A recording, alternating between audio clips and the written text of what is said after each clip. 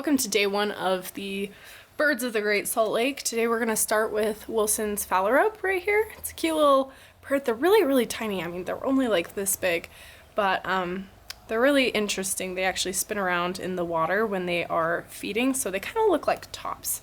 Really cute, and we're just going to go ahead and dive right in. So the brushes that I like to use are they're actually from Rebel Unicorn Crafts. I just have like a really small one and a bigger one. Not too particular here. And then I also like using kind of a smaller fine-tipped brush like this just for details, but we're not getting too heavily detailed in this today. So if you don't have one, don't worry about it, but if you just have kind of a smaller and a larger brush, it's really helpful. Starting with our large brush, we're gonna just dive right into the background. We're gonna start by getting this whole background wet. And I just kind of trace around the outside of the bird. If you go over into the bird, it's not the biggest deal, it's not the end of the world, but we do want to be a little bit careful, otherwise it'll be kind of a mess later. So just kind of carefully putting our water around the edges, but over the entire background. And the beak doesn't matter as much, it's just going to be black. So, but down here on the belly, it's a lighter color. Like you see here, it's lighter. So we don't want to get the water up here, or we're going to have color spilling into his white belly, which we don't want. These birds are actually one of the many birds that come and migrate through the Great Salt Lake. They feed on the brine shrimp and brine flies that grow in the salinity of the Great Salt Lake. So, yeah, the lake is kind of really important to them. Actually, I think it's like 90% of their adult population comes through the Great Salt Lake alone, which that's a lot of birds. A lot of birds. So just one of the many reasons that we want to protect our lake here. I'm just adding some more water because it's already starting to dry out. There you go. Sometimes it takes a pass or two to get it completely soaked and staying. Okay, so I have this teal color right here that you can see. If you do not have a cobalt teal blue like this, you can mix a phthalo blue, just like really light. Maybe add just a hint of yellow. Make it a little more, oh, that was maybe too much. Or you could use that color, that would honestly be really fun. But just a little bit of phthalo blue and yellow. You will get kind of a similar color mix. So if you don't have the cobalt teal, that's okay. Colors are not the most important, but just grab kind of a blue-green sky color. And you're gonna come in at the top here. Top. The Wilson Phalarope spins around like a top, like I was saying. They really do. I was just up at the Great Salt Lake looking at a flock of these little guys. And they were totally spinning around. I was like, what the heck? That's so cool. I had never actually like seen it in person before. It was really neat. They're just fishing, that's how they fish. So yeah, just nice in there. I sometimes will like add water to my brush and kind of go here on the edges just to give like a smoother gradient. Rinsing again, maybe topping off on some water down here.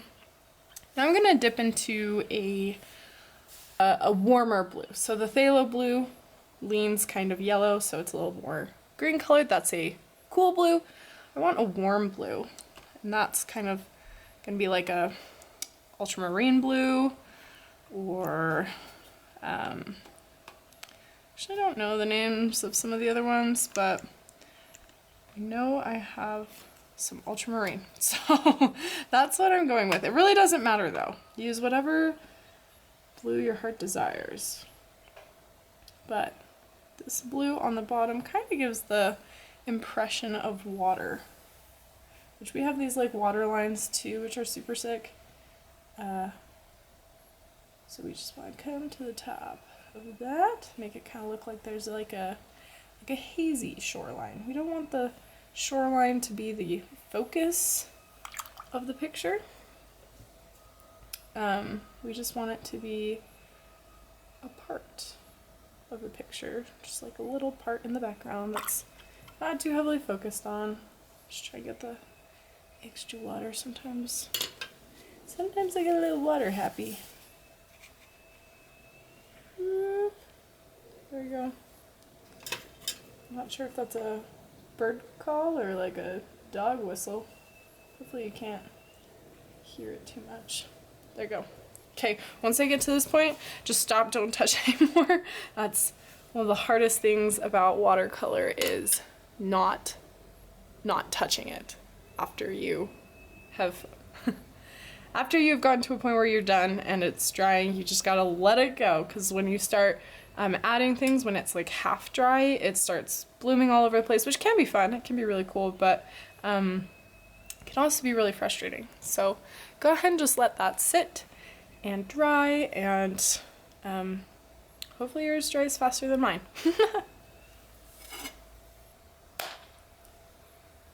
All right, now that that is mostly dry enough, it's still like a little teeny tiny bit damp. It's good enough though. I'm gonna grab my smaller brush. This is a number 1. I don't know if it's consistent with other sizes, but I mean, you can use, I have like a whole ton of brushes here. You can use like this one, you could use this one. There are so many options, so don't feel like you have to have the same brushes, same materials. You don't even have to do the same thing. Like, you can kind of make it up as you go, do something completely different. If you do though, send me a picture, because I'd love to see it. So grabbing my medium brush, we're gonna go light to dark. So when we do watercolors, we kind of do, I like to do section by section. So I did kind of the background first and then the foreground next, but I'm keeping these separate, right? I was careful tracing around to keep it separate. This is white, that's colored. So I'm kind of having that like compartmentalization of my different aspects of my painting. When you're doing one compartment or one aspect all together at once, you want to make sure you do light to dark. It's easy to put dark over light colors. You can't put light colors over the dark colors, as you see here. Couldn't do orange over the black here, so we want to make sure that we do those light and also the warmer colors first. So that being said, grabbing my, let's start with the yellow. Yellow's a little bit lighter than orange, so any yellow will work. They're all great, and I'm just gonna really water it down. Really light. We can always build more color later, cannot take it away. So really light colors of yellow. I'm just gonna kind of pop it in over on his neck, his throat. They've got this kind of like orangey neck, which is really neat. And actually what's really interesting about this bird is that the females of the species, the female half of the species, actually takes after the male counterparts usually for birds. So the females are the ones that are bigger, more colorful. They are the ones who initiate mating and stuff. But it's the males who actually take care of the babies, which is totally backwards in bird world. So now that I have this light yellow, I'm going to add just a teeny tiny bit of orange. Again, any orange will do. And I'm just going to drop it in on top of the yellow while it's still damp. So this is called working wet on wet. And as I go, I'm going to increasingly add more orange. And I'm going to kind of get smaller and smaller with where I am dropping my pigment. Just kind of working my way to the edges. So now that I'm on the edge, I'm just gonna toss it right there. Once I get down to this point, I'm going to reach for a brown color. Like a burnt sienna is great. It's kind of like a red brown. That's awesome if you've got it. If not, any brown will do. And I'm just going to pull out on the edges right here. So it almost looks like a really deep orange right there.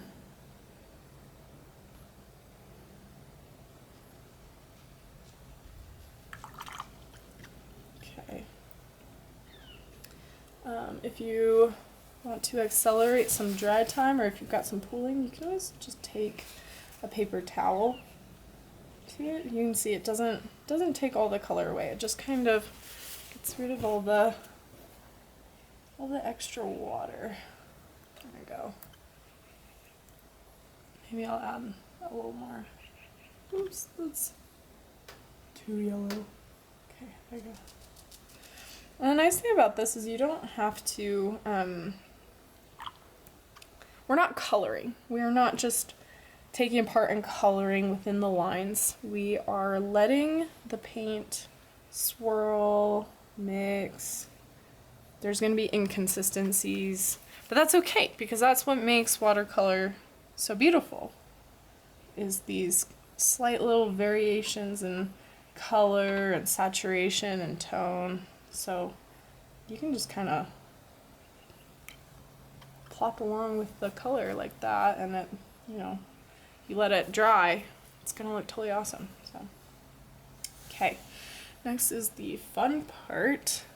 I'm gonna go ahead and grab well, it's actually, yeah, it's like pretty black. So if you've got black, if you don't have a black, you can just mix a really dark blue. You could do indigo. I might try indigo this time. So you can see on my palette that the indigo is, can you even see that? Let me check. Oh yeah, you can totally see that. Okay, so indigo on my palette. Maybe I'll mix it with a little bit of black so that it's not so blue, but blue totally works. Just get a nice inky color. And you're gonna start on the opposite end. So don't start up here, start on the tail end first and drag the paint towards the color. So we're going darker into the light. We're gonna do that like so. You can see I'm just barely passing it up into that lighter color. Again, starting down here and passing it up, passing it up. We don't want to drag the light colors into the dark, though you can after kind of go and fix it a little bit if you don't like how it's sitting. So that's how you do the dark section, well, tail anyways. For the head, I'm actually going to switch to my even smaller brush. It's got a really fine tip right here, you can see.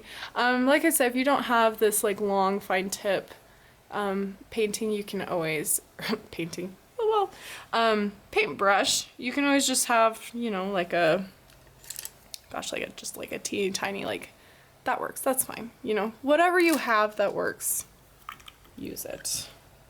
So fine tip, black color again.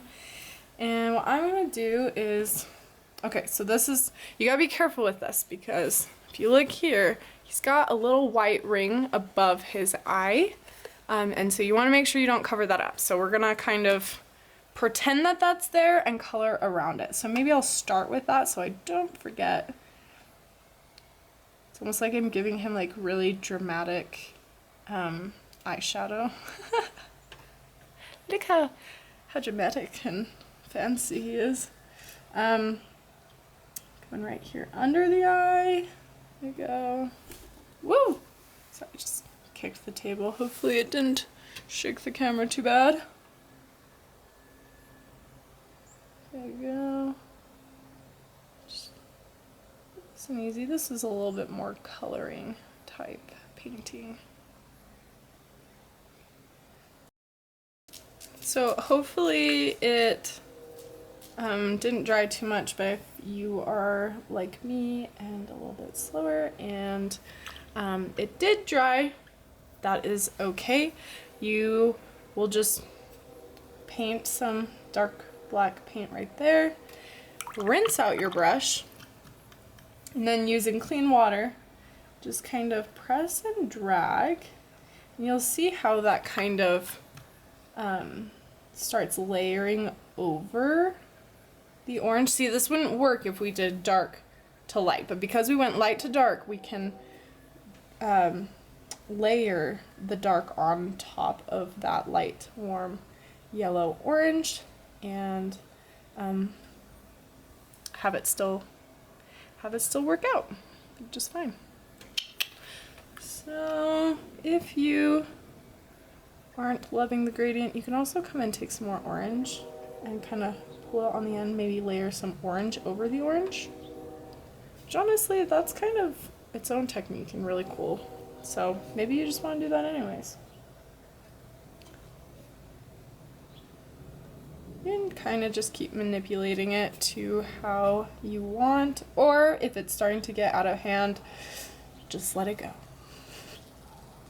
These are not serious paintings. They are fun learning paintings, so don't beat yourself up if something's not working how you like it. Okay, we're gonna let that dry. But we are going to, actually we're gonna switch to light again. So we're gonna do his underbelly, which is light, and we could have done it with the light orange, but I'm just choosing to wait since there's not any dark right here in this vicinity. There's no like gradient. We can just go ahead and skip to it, put it at the end, whatever. So grabbing a little bit of blue, looks like the one I chose was kind of a warmer blue, but like really, really water it down. I'm just gonna come here on his underbelly and put the shadows. So that's really what this is. So the underbelly is white, but we are just dropping in some blue, some warm blue to be a shadow. Give the illusion of a shadow, really, that's what it is. But maybe take some dark colors, kind of let that bleed a little bit. If you ever look at a bird, the colors are not blocky. The colors are very like fluid and kind of like mottled, that's the word, right?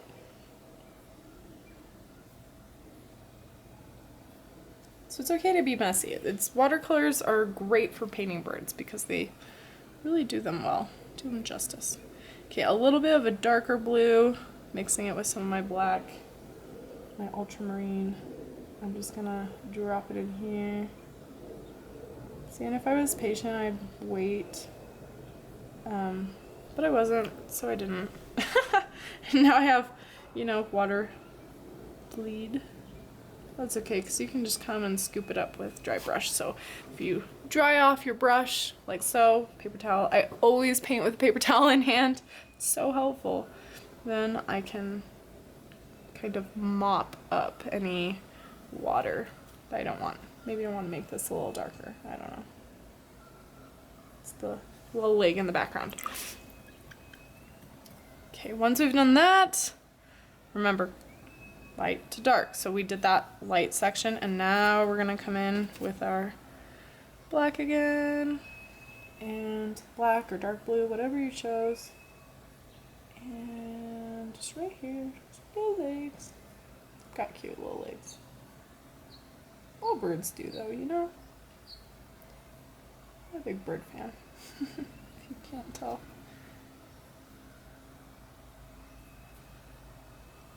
Okay, we are almost done. Just two more details. The first being his eye. Now that that's a little bit dry, we can come in and leave a little white spot for some eye shine, some reflection. If you accidentally just fill the whole thing black, you can also use like a white gel pen, or like some white gouache. They have options. There's options. Okay, once again, ultramarine blue. Whatever blue you used at the bottom here, this is kind of the final detail. You could have done it earlier, but sometimes I like to save it for last because it's like the finishing touch, you know? I'm just gonna come and highlight my ripples.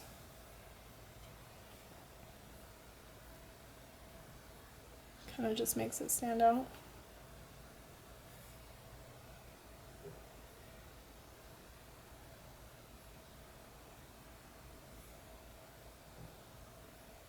Boom, there you go. See, look at that.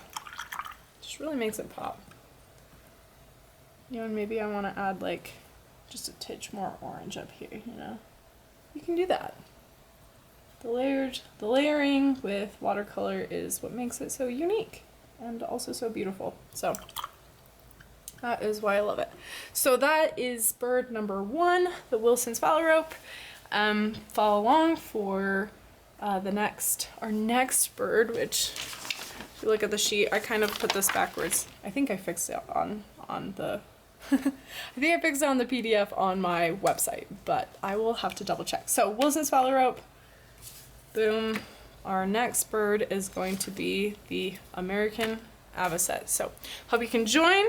We'll be talking more bird facts, having more watercolor fun, and yeah. Send me a picture, post it, tag me in it so I can see. I'd love to see all your work.